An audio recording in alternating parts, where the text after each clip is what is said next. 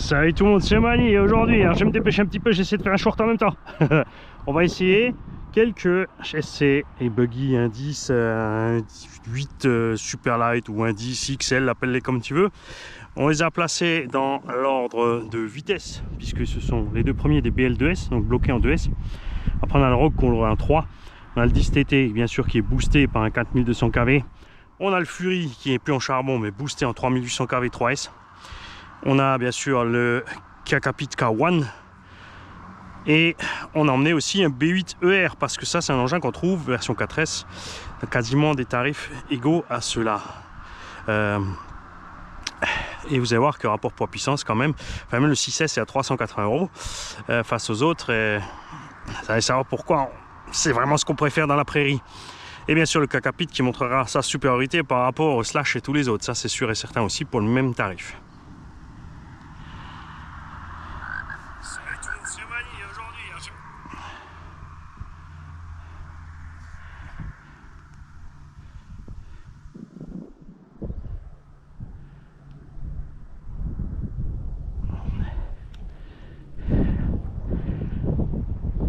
Alors pour cette journée d'essai, on a fait un circuit cool pour les shortcuts. Donc nous avons ici un virage serré sur la droite, une rampe. Merde.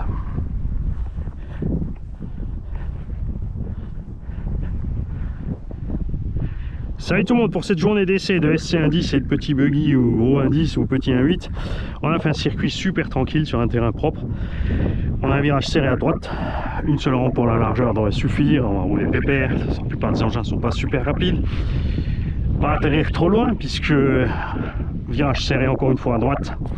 Nouvelle rampe là, par contre on passe dans du terrain plus accidenté, ça n'a pas l'air comme ça, mais vous allez voir que pour les 1.10 ça se coule là-dedans. Un léger gauche avec un saut entre les arbres là-bas pour être dans la partie un peu plus glissante de la terre, faire un virage peut-être en dérapage, c'est ce qu'on aimerait bien faire bien sûr. Ligne droite, wow, risque de mettre quelques secondes avec les BL2S. Virage serré à droite encore une fois à 110 degrés, 90 degrés par contre, passer à côté de l'arbre ici, revenir et sauter cette rampe là vers le cône vert. T'inquiète, quand on va rouler, ça va être clair. Salut tout le monde pour cette journée.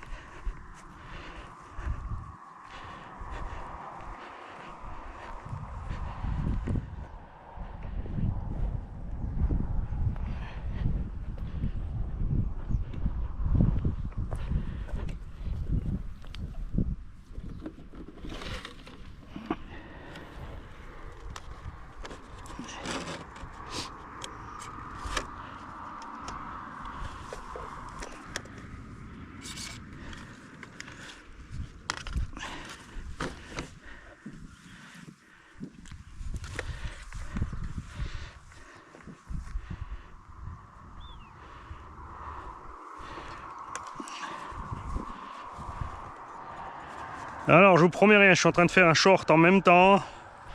Le Slash BL2S va faire le tour du circuit rapidement pour vous le montrer. Donc ici on aura un saut, le deuxième,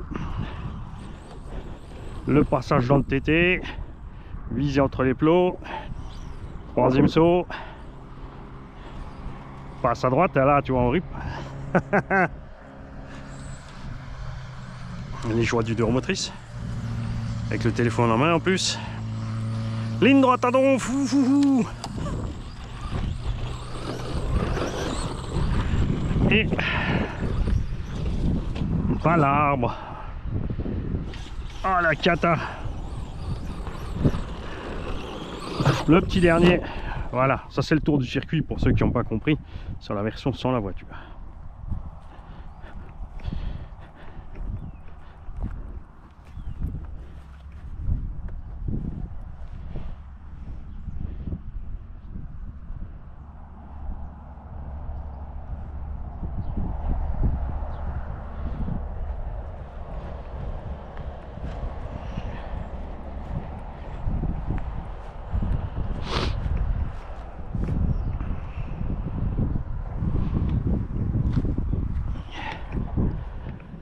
Alors, Bien, maintenant qu'on a fait ces petits shorts, on va pouvoir s'y mettre. Le véhicule donc le plus lent de tout cet essai, le Slash BL2S. Châssis haut, donc il sera le moins à l'aise sur ce genre d'endroit par rapport à par exemple le Fury de Euromotrice.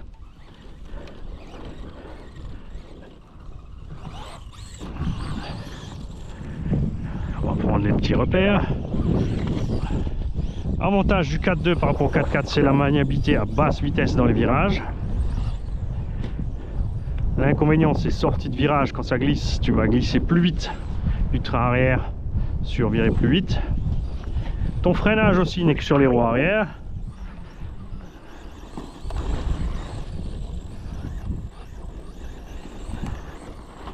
On a une 2S 5000 à bord.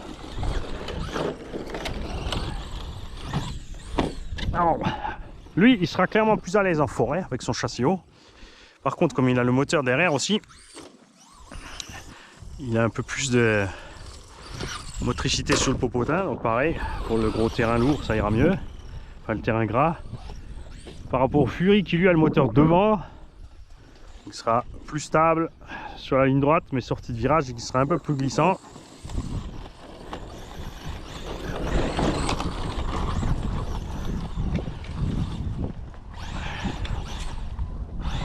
Lâche-moi.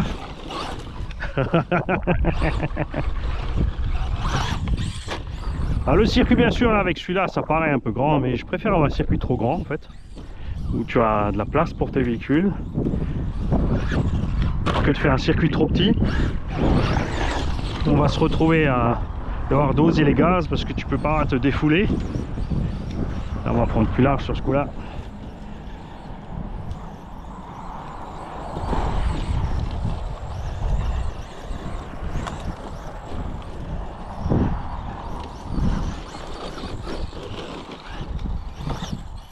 Donc là il est full stock, hein. On mettra bien évidemment un pignon plus gros sur la prochaine série d'essais.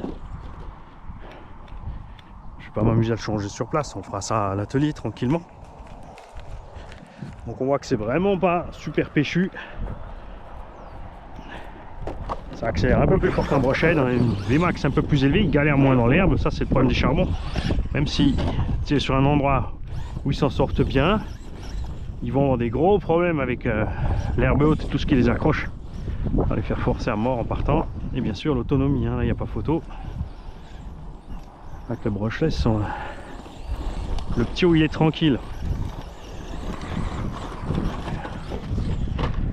Voilà, là on arrive à ce que je te disais, châssis haut au centre. Quand on s'emporte dans les virages, où il y a du grip, donc dans l'herbe, par rapport au sable ou à la terre, ça part en touille. Ah. Celle-là, je vais y changer un peu l'angle. T'as vu, ça fait 2-3 fois que je passe à côté. Voilà, ça devrait être bon. On va mettre plus par là.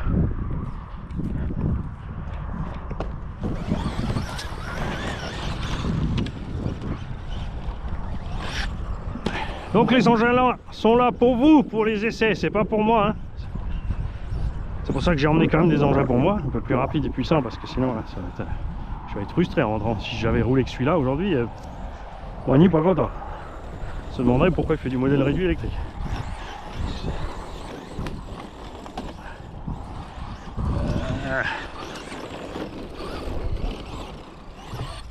Alors c'est pas compliqué de pas se casser la gueule dans les virages avec ces engins. Tout ce qu'il faut, c'est ralentir suffisamment avant le virage.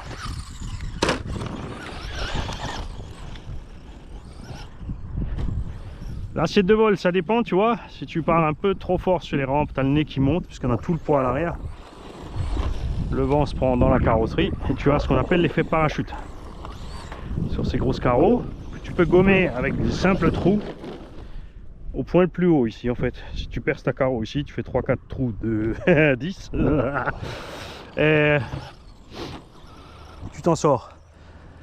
Tu peux aussi tout simplement ne pas sauter trop fort, c'est-à-dire lâcher dès que tu décolles, tu vois. Tu vas sur la rampe pas plein gaz et tu lâches dès que tu décolles. Ça lui permet de se poser propre, de faire des sauts pas trop violents. C'est vrai que les rampes du Jouet Club sont quand même assez... ça part quand même assez vite loin et haut avec ces engins dès qu'on prend de la vitesse.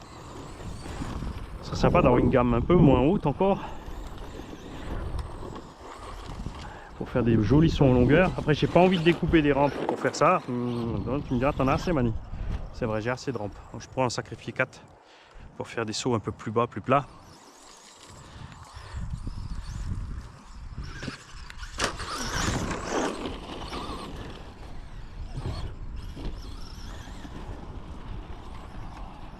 Dans les parties glissantes avec ces engins-là, tu vas tout mollo sur les gaz parce que sinon tu vas tourner en rond. Tu vas pas te sortir de là. C'est pour ça que j'aime bien le multi-surface. Tu as des virages un peu glissants, des virages moins glissants.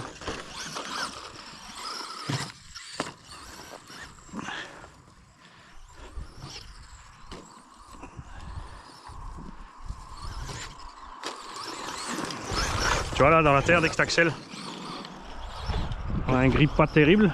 La terre est dure en dessous et c'est un peu glissant au-dessus. Malgré qu'on ait des pneus relativement tendres.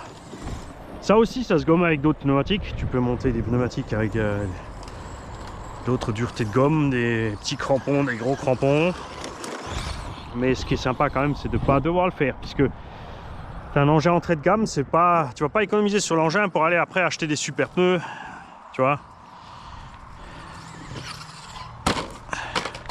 Ce compte-là, si tu veux encore investir dans 4 pneus de plus, tu peux tout de suite prendre la version 4x4.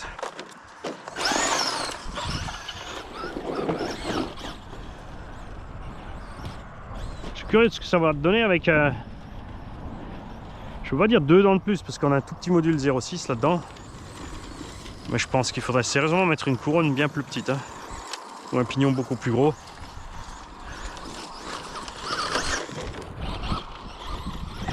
Alors c'est sympa pour débuter, mais ça manque un peu de VMAX quand même.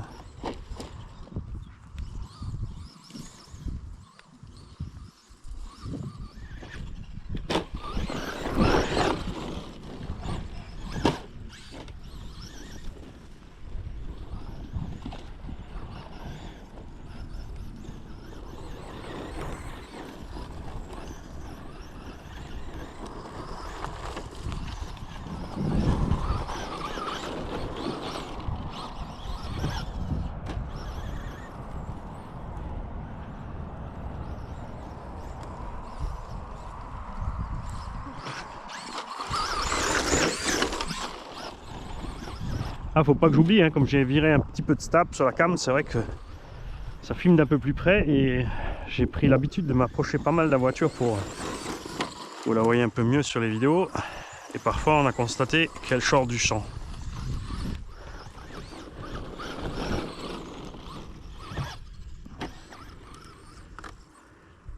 Alors c'est pas la peine d'aller exprès faire une VMAX sur le goudron et puis de mesurer, hein, 50, hein. En plus, hein. Dommage. Ça aurait presque pu.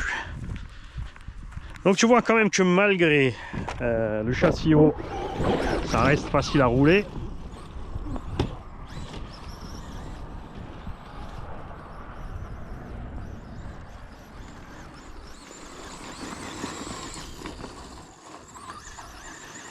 T'as vu, il faut facile 3 secondes pour faire la ligne droite. Hein.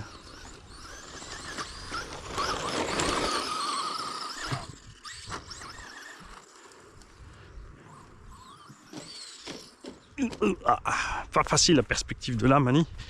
Si tu tournes un peu la rampe, tu auras une meilleure perspective. Ouais, peut-être la faire sauter plus par là-bas. Ça, moi je peux rester bien au milieu et vous voyez les engins de près. Alors, le 4x4 sera peut-être un peu plus lent, ou moins à la même vitesse. Mais j'ai commencé par le 4x2 parce que c'est quand même, entre parenthèses, le plus délicat à conduire. On a toujours les mêmes petits trucs bizarres, tu vois, c'est pare-choc clipsé ici à l'arrière, quand tu plantes qui s'ouvre. J'ai jamais compris pourquoi ils l'ont fait de ce sens. Ça devrait être à l'inverse. Parce que là, on est contre le sens de marche, ce qui n'est pas judicieux du tout.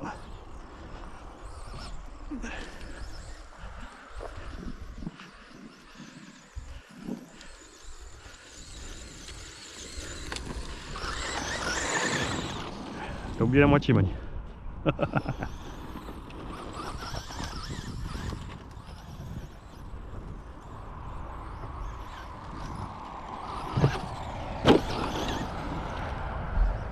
Sifflement, ça va encore, hein. C'est pas aussi grave que ça, mais c'est vrai que là, quand tu lâches les gaz, tu l'entends quand même. Ce mini module à la noix, ça mérite vraiment un module 0.8. Hein.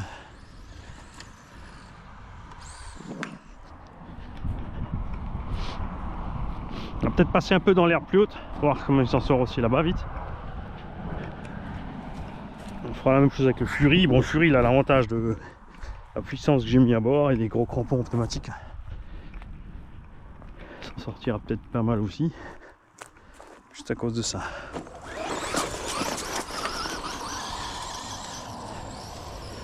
Ah, ça le ralentit déjà, hein, regarde ça.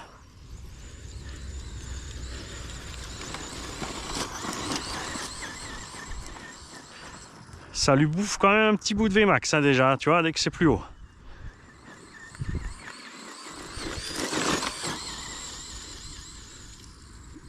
Tu vois là derrière, c'est pas la gloire, hein. C'est ça que j'aime bien les monster trucks. Attention vélo. Bon.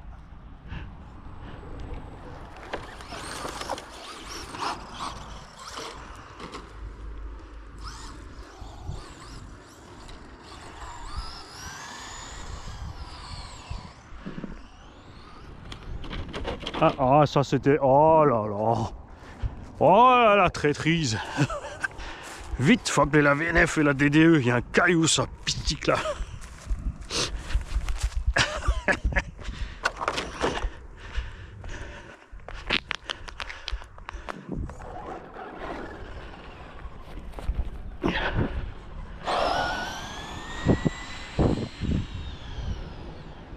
Alors, on trime un tout petit peu. Alors le freinage en 4.2, on va voir comment ils l'ont réglé. Là je vais appuyer à fond. Façon genre. Donc les pneus rip, tu glisses. Tu es obligé de diriger quand même pour le garder tout droit.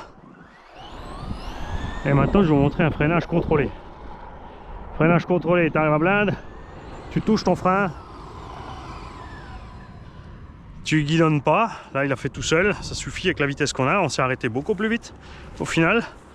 Et on bouffe moins de pneumatiques, moins d'électricité, c'est tout bénef. Je sais, c'est fun les pneus qui crissent. Mais si tu achètes ce genre de véhicule parce que tu veux partir sur un petit budget, on dit là ils sont en promo à 250 € chez Model Bometz. Hors batterie, hein. Batterie sur Amazon, les i, à 45 € la paire livrée, je crois, quelque chose comme ça. 40 €, je les ai vus à 20 balles pièce, 15 ou 20 balles les Lipo 2S 5000. Suffit large, un petit adaptateur si tu soudes pas toi-même ta prise Traxxas par autre chose, un petit chargeur automatique à 10 balles, donc il y a moyen d'être dans les 300 balles complet. Alors ça fait cher quand même, hein, 300 €. Deux roues motrices bloquées en 2S après. On verra ce qu'il dit quand il aura un pignon un peu plus gros.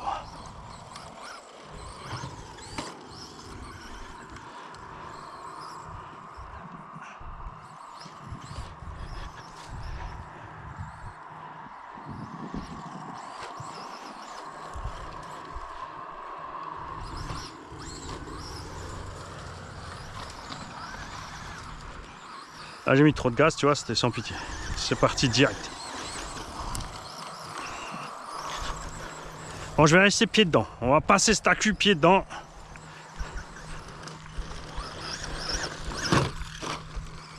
Oh, une James Bond spéciale. Je sais plus dans quel film c'était. C'est un pays asiatique qui passe un pont en faisant une espèce de vrille. C'était Sean Connery encore, dans une voiture rouge, je crois, une Toyo.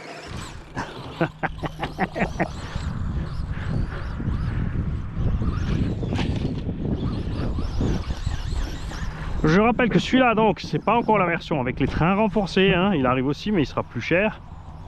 Alors, je l'ai pas commandé parce que celui-là, comme dit, à 250 €, moi je trouve ça cool avec les performances qu'il a. Tu vois quand même que le train avant, là, ça fait un paquet de fois qu'on tombe dessus et ça dérange pas plus que ça, hein. Y compris les grosses caillasses. On va la laisser parce que ça fait partie du décor. On veut ces tests réalistes pour les monsieur tout le monde qui roule un peu n'importe où pour le loisir. Donc dans les petits parcs, les terrains mixtes. Encore on a ajouté les rampes, hein. La plupart de vous on aura forcément les rampes.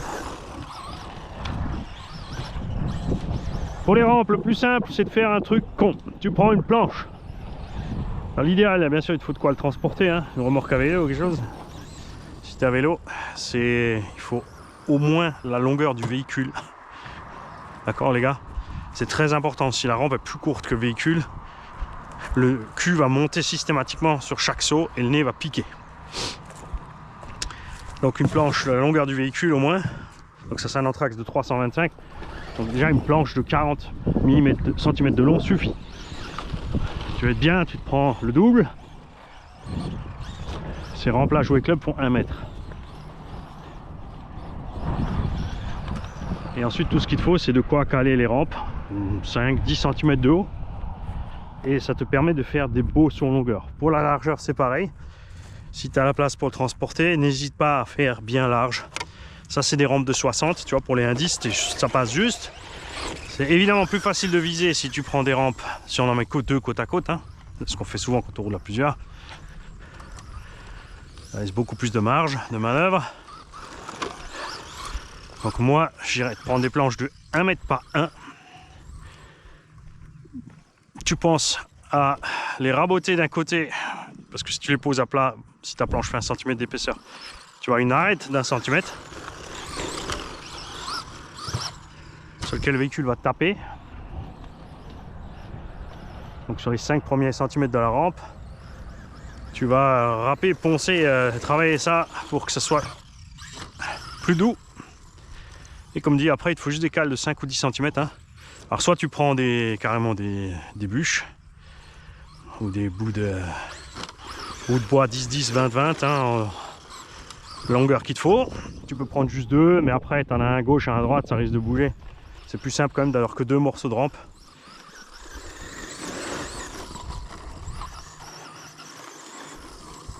Évidemment si tu vas fort dessus ça va se déglinguer, donc tu penseras à mettre des petites fixations ou des verrous, quelque chose pour l'assembler. Tu peux emmener tout simplement, à nous c'est sûr qu'on est en voiture donc on a les visseuses électriques avec. On peut emmener les vis à bois et on peut visser, dévisser les rampes à chaque fois qu'on arrive ou qu'on part. L'avantage c'est que ça te permet un transport à plat, tu peux mettre 5 planches à plat dans le coffre, tes 5 tasseaux à côté. Avec le temps ça se dégrade. C'est pour ça que moi j'ai choisi les plastiques, surtout qu'on roule souvent beaucoup. On arrive très fort dessus. Mais si c'était juste pour ça, c'est sûr que pas obligé de faire aussi compliqué, hein. 60-60 ça va peut-être être un peu juste, mais ça te ferait au moins quelques petits sauts sympas.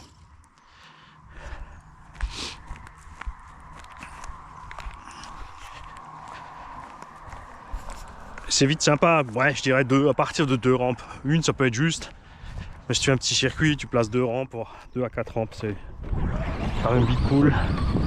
Si le terrain te le permet de faire des appels contre-appels, c'est-à-dire de sauter sur ta rampe et d'atterrir dans une petite descente, c'est ce qu'il y a de plus doux pour les véhicules, hein, plutôt que d'atterrir toujours à plat comme ça.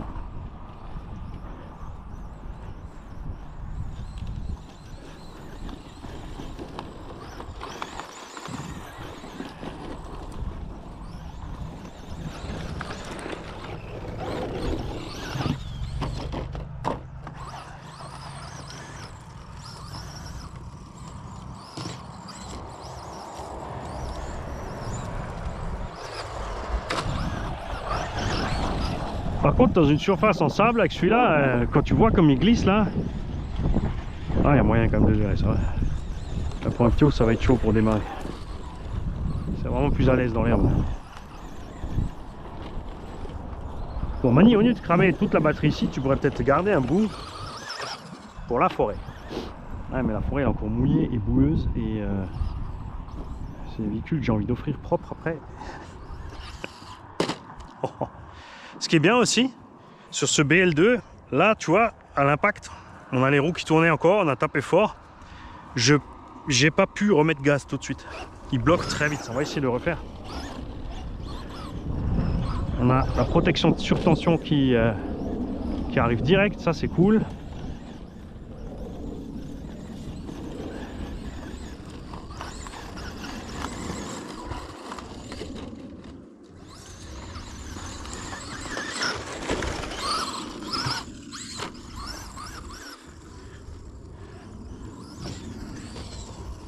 C'est toujours pareil, quand tu veux le montrer, ça marche pas.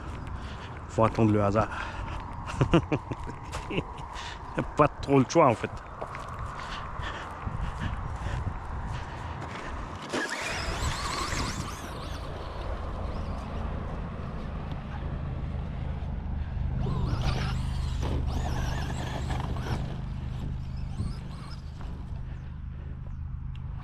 Alors souvent sur les 4-2 on se dit c'est cool parce que évidemment tu as 4 roues identiques normalement, c'est là que le piège arrive.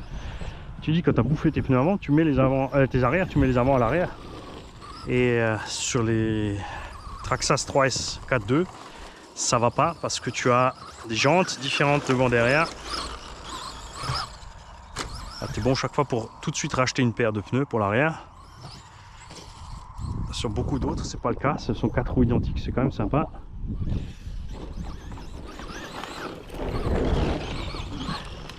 C'est un détail à faire attention aussi quand vous achetez des pneus hors origine, de bien faire attention que la marque de pneus que vous montez, vous pouvez y trouver des roues avec un demi offset pour monter à l'avant, sinon ton train avant sera plus étroit, ça sera plus casse-gueule hein. Tourne un peu plus tôt pour être bien dans le sable là quand même. Ouais.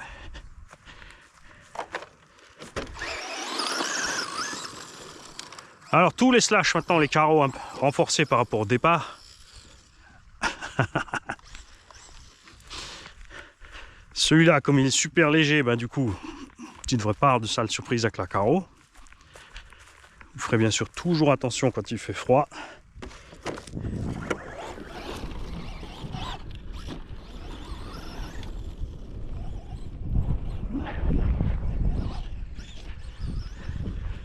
Et un autre point négatif à beaucoup d'engins d'euromotrice avec ces modules 06, ce sont des cages de transmis pas proprement fermées, où les petits grains de sable, typiquement piste cyclable,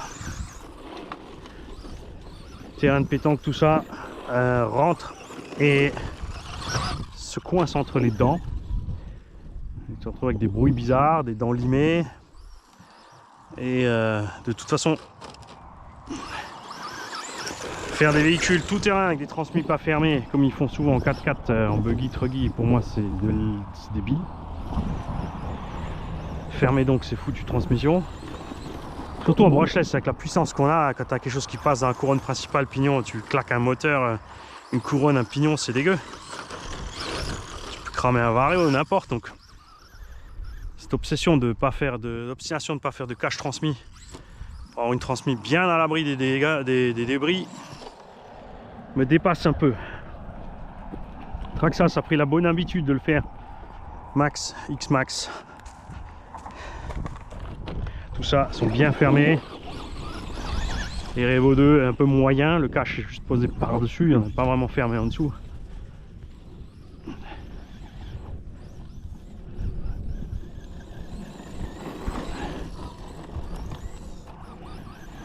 Dès qu'on s'emporte, hein. Donc virage, tu piles, tu tournes, tu gazes. Pas compliqué en 4-2. Pile, tourne, gaz. Bien sûr, tu doses les gaz, hein, parce que quand ça glisse, pas bien. Quand tu es à côté de la rampe, pas bien.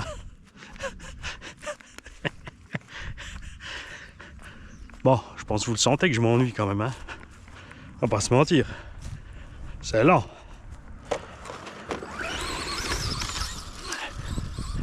C'est lent. Alors c'est Jens Bashing qui est à bord, 60C 5500.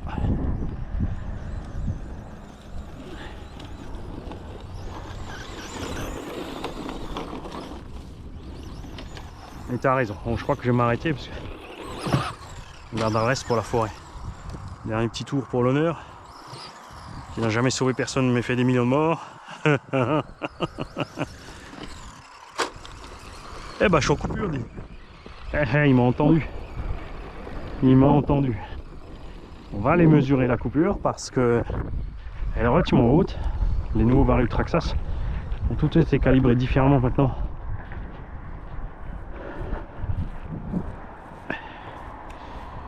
Par rapport à ce qu'ils étaient avant, BXL6 et 8 coupé à 3.2. Donc très tard, ça faisait beaucoup de mal au lipo. Et maintenant quand même, on coupe plutôt 3,6, 3,7.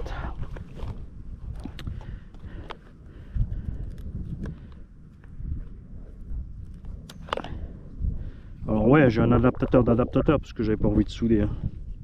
Après c'est pas violent donc on risquait pas grand chose. Hein.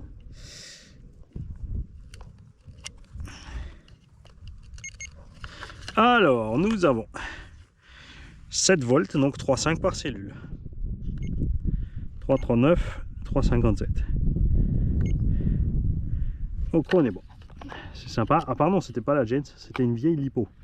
Volts 5000 qu'on a reçu d'un tonton pour les tombolas. Et justement, on voulait tester voir ce que ça dit. La batterie est froide. Le moteur, il a pris des débris. Il est à peine tiède. Il est à peine tiède. On a une vingtaine de degrés dehors, c'est pas mal. Reste donc toujours ce truc bizarre là chez Traxxas.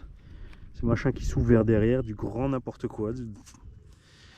Et tout le reste, ben, no problemo. Je vous souhaite à tous une bonne continuation sur ce que vous faisiez. Prochain épisode, tu devrais voir rouler le 4x4. Salut les gars.